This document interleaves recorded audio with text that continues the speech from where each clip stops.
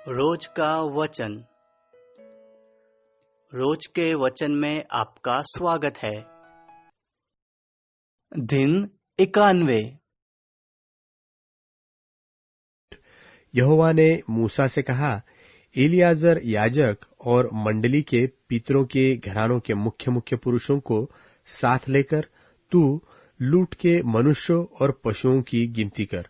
तब उनको आधा आधा करके एक भाग उन सिपाहियों को जो युद्ध करने को गए थे और दूसरा भाग मंडली को दे।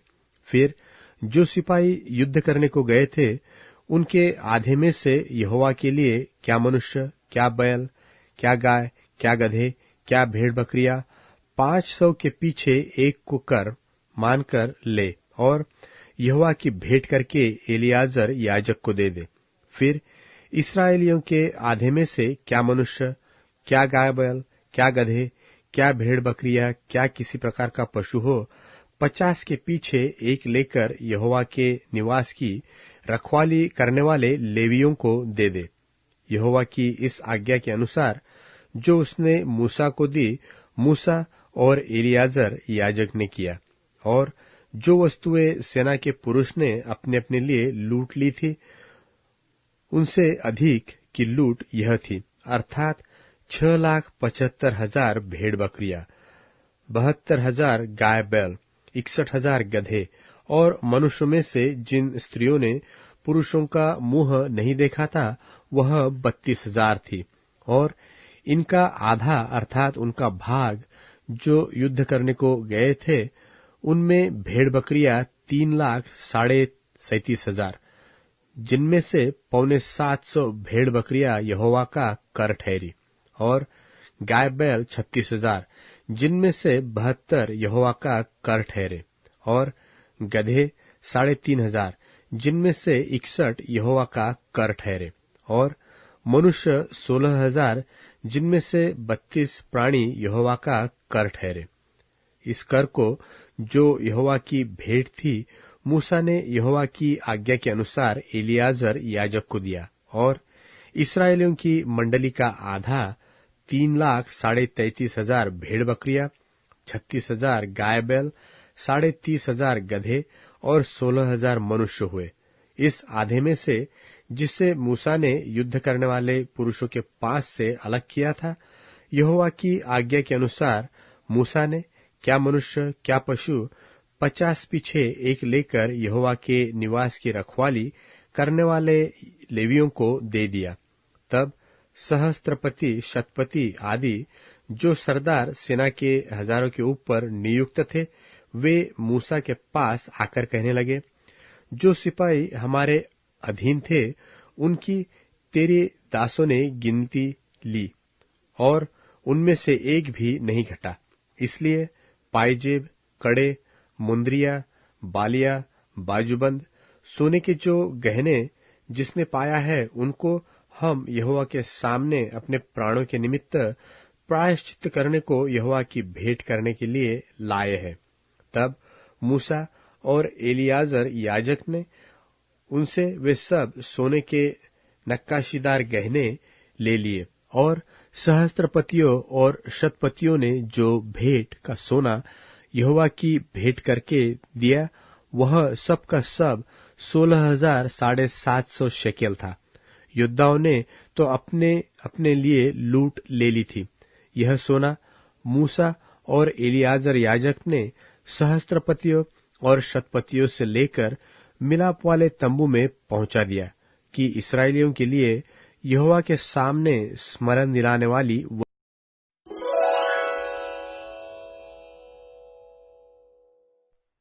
गिनती की पुस्तक अध्याय 32। गिनती की पुस्तक अध्याय 32। 2.5 गोत्र के इस्राएलियों को यरदन के इसी पार का भाग मिलने का वर्णन। रूबेनियों और गादियों के पास बहुत जानवर थे। जब उन्होंने याजेर और गिलाद देशों को देखकर विचार किया कि वह ढोरों के योग्य देश है, तब मूसा और एलियाजर याजक और मंडली के प्रधानों के पास जाकर कहने लगे, अतारोत, दिबोन, याजेर, निम्रा, हेशबोन, एलाले, सबाम, नबो और बोन नगरी का देश, जिस पर यहोवा ने इस्राएल की मंडली को विजय दिलवाई है, वह ढोरों के योग्य है और तेरे दासों के पास ढोर है। फिर उन्होंने कहा, यदि तेरा अनुग्रह तेरे दासों पर हो तो यह देश तेरे दासों को मिले कि उनकी निज भूमि हो, हमें यरदन पार न ले चल। मूसा ने गादियों और रूबेनियों से कहा, जब तुम्हारे भाई युद्ध करने को जाएंगे तब क्या तुम यहां बैठे रहोगे? और इस्राएलियों से भी उस पार के देश जाने के विषय जो यहोवा ने उन्हें दिया है तुम क्यों अस्वीकार करते हो? जब मैंने तुम्हारे बाप दादों को कादेश बरने से कनान देश देखने के लिए भेजा, तब उन्होंने भी ऐसा ही किया था। अर्थात जब उन्होंने एशकोल नाम नाले तक पहुंचकर देश को देखा, तब इस्राएलियों से उस देश के विषय जो यहोवा ने उन्हें दिया था अस्वीकार कर दिया।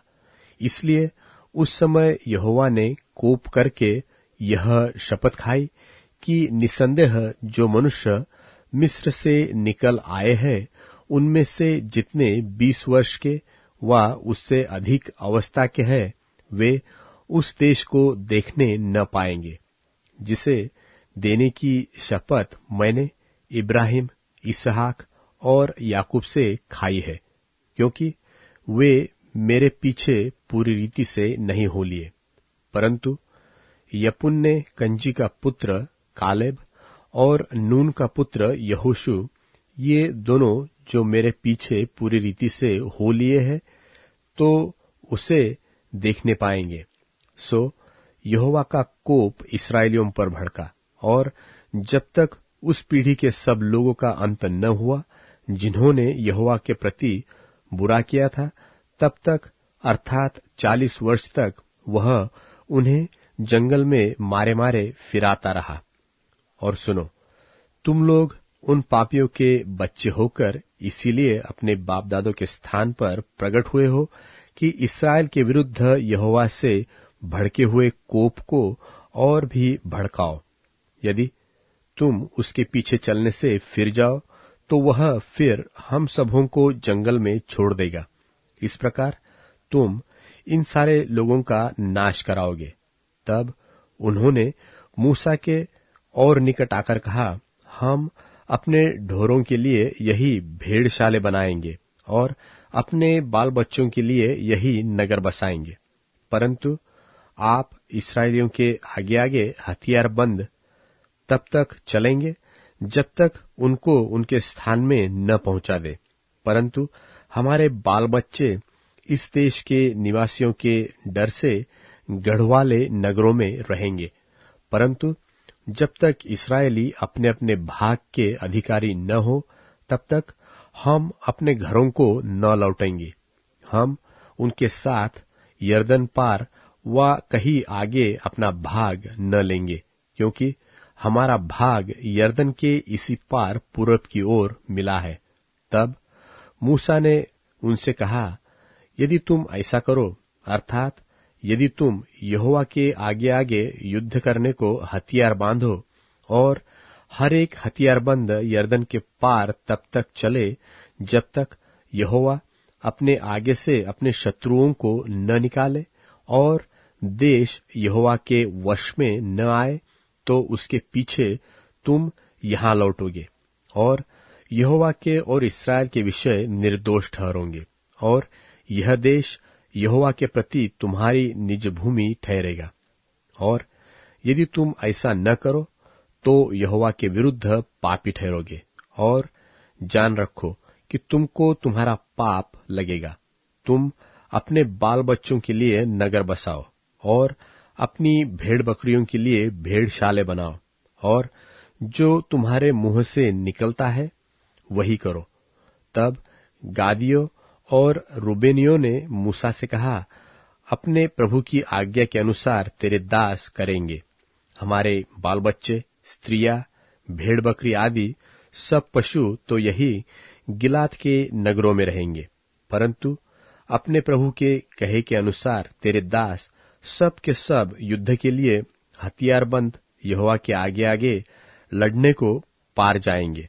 तब मूसा ने उनके विषय में एलियाजर याजक और नून के पुत्र यहोशू और इस्राएलियों के गोत्रों के पितरों के घरानों के मुख्य मुख्य पुरुषों को यह आज्ञा दी कि यदि सब गादी और रुबेनी पुरुष युद्ध के लिए हथियारबंद तुम्हारे संग यरदन पार जाए और देश तुम्हारे वश में आ जाए, तो गिलाद देश उनकी निज भूमि होने को उन्हें देना। परंतु यदि वे तुम्हारे संग हथियारबंद पार न जाए, तो उनकी निज भूमि तुम्हारे बीच कनान देश में ठहरे।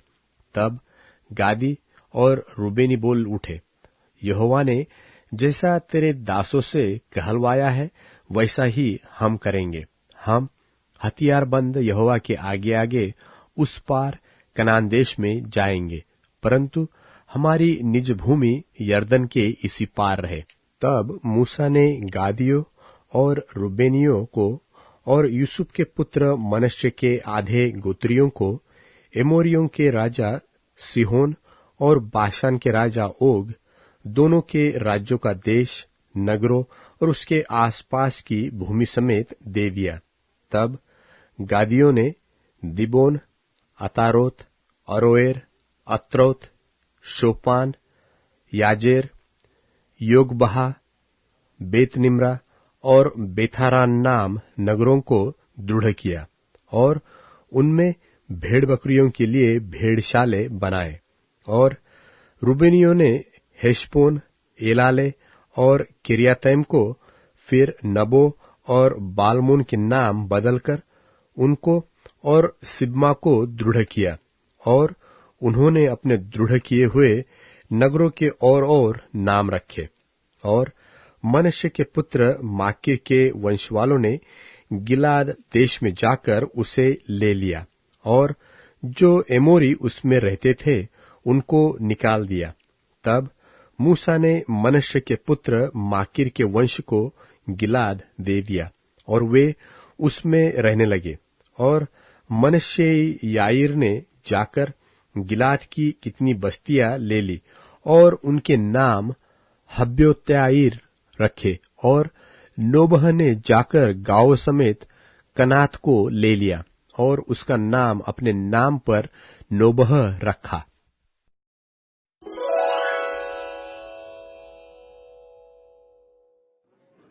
यीशु के वापस लौटने पर लोगों ने बड़ी खुशी के साथ उनका स्वागत किया, क्योंकि वे सब उनका इंतजार ही कर रहे थे।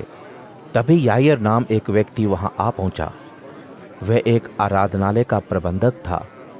यीशु के कदमों पर गिरकर वह उनसे प्रार्थना करने लगा कि वह उसके घर आएं। उसके पास 12 वर्ष की एकलौती बेटी थी और वह मरने ही वाली थी। यीशु जब उसके घर की तरफ चलने लगे, एक बड़ी भीड़ उन पर गिरी पड़ती थी। तभी एक महिला, जिसने अपने खून बहने की बीमारी से आज़ाद होने के लिए अपना सारा पैसा डॉक्टरों पर लुटा दिया था और फिर भी ठीक नहीं हुई थी, पीछे से आई और यीशु के वस्त्र के एक छोर को उसने चुपके से छू लिया और उसी वक्त उसका खून बहना रुक गया। यीशु ने कहा, मुझे किसने छुआ है?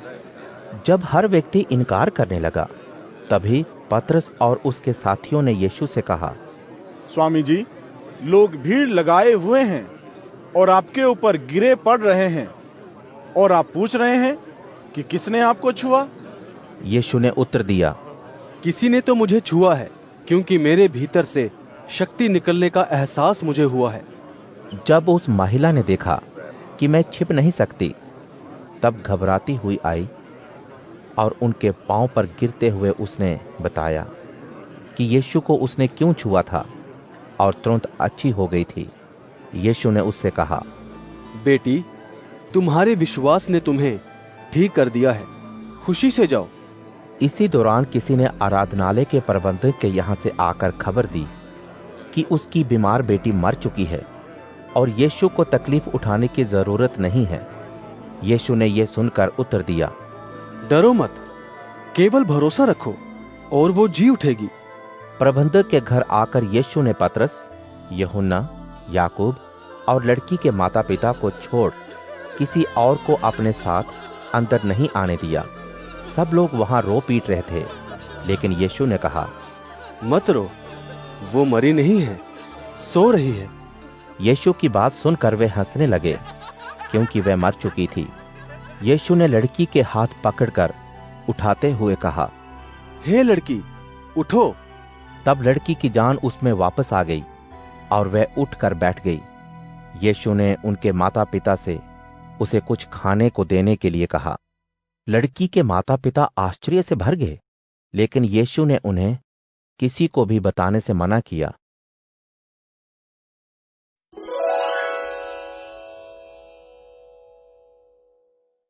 लूका अध्याय 9। तब यीशु ने 12 शिष्यों को बुलाकर उन्हें सब भूत प्रेतों को निकालने और बीमारियों को ठीक करने की ताकत और अधिकार दिया। उन्हें परमेश्वर के राज्य का समाचार देने और बीमारियों से आजाद करने के लिए भेजा। यीशु ने उनसे कहा, सफर के लिए कुछ मत लेना, ना लाठी, ना झोली, ना रोटी, ना रुपए और ना 2 कमीजें। और जिस घर में तुम पहले पहुंचो वहीं रहना और वहीं से विदा होना। जो कोई तुम्हारा स्वागत ना करे, उस इलाके से निकलते हुए अपने पांव की धूल झाड़ देना, ताकि उनके खिलाफ सबूत हो। इसलिए वे निकलकर गांव-गांव खुशी की खबर सुनाते और हर जगह लोगों को स्वस्थ करते गए। देश के चौथाई भाग का राजा हेरोदेस यह सब सुनकर घबरा गया, क्योंकि कुछ का कहना था कि यूहन्ना मरे हुओं में से जी उठा है। कुछ कह रहे थे कि ये तो एलिया है, और दूसरे उसे पुराने समय का नबी समझ रहे थे। हेरोदेस बोल उठा, यूहन्ना को तो खुद मैंने मरवाया था, फिर ये मनुष्य कौन है जिसके बारे में मैं सुन रहा हूं? वह उससे मुलाकात भी करना चाहता था।